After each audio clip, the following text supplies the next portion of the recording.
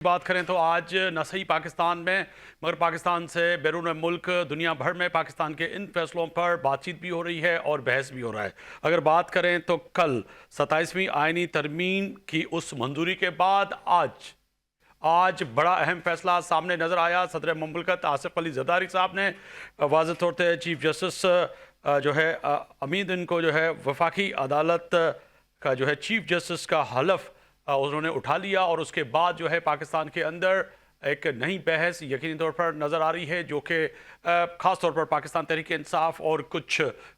वकला और जज साहिबान जिन्होंने कल अपने मनसब से इस्तीफ़ा दे दिया, आज इस पे बहस हो रही है। कल जस्टिस मंसूर अली शाह और जस्टिस अतुल ने जो है अपने ओहदे से इस्तीफ़ा देने के बाद पाकिस्तान में एक नई बहस छिड़ चुकी है और लग ऐसे रहा है कि पाकिस्तान तहरीक इंसाफ उनके बैकबोन पे खड़ी हुई है और पाकिस्तान तहरीक इंसाफ जस्टिस मंसूर अली शाह और जस्टिस अतुल के इस इस्तीफ़ा को जो है एक तारीखी इस्तीफ़ा करार दे रही है और पाकिस्तान में जो मौजूदा आइन है उसकी यकीनी तौर पर जो 27वीं आइनी तरमीम है उसकी तो मुखालफत करती हुई नज़र आ रही है पाकिस्तान तहरीक इंसाफ। अब पाकिस्तान में मौजूदा सूरत हाल जो है वो बड़ी अहम यकीनी तौर पर है, मगर इसके साथ साथ आगे जाके फ़ैसला क्या होगा, क्या आने वाले वक्त में पाकिस्तान की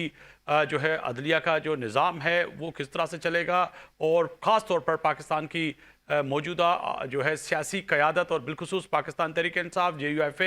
और दीगर सियासी जमातें जो इस 27वीं आइनी तरमीम की बज़ाहिर तो मुखालफत कर रही हैं, मगर कहीं ना कहीं कई रहनुमा जो है हुकूमती बेंचों पे बैठने वाले वो कह रहे हैं कि हमारे साथ अभी भी कई अराकीन हैं जो इस 27वीं आइनी तरमीम पर हमारा साथ हैं और वो बज़ाता खुश नज़र आ रहे हैं।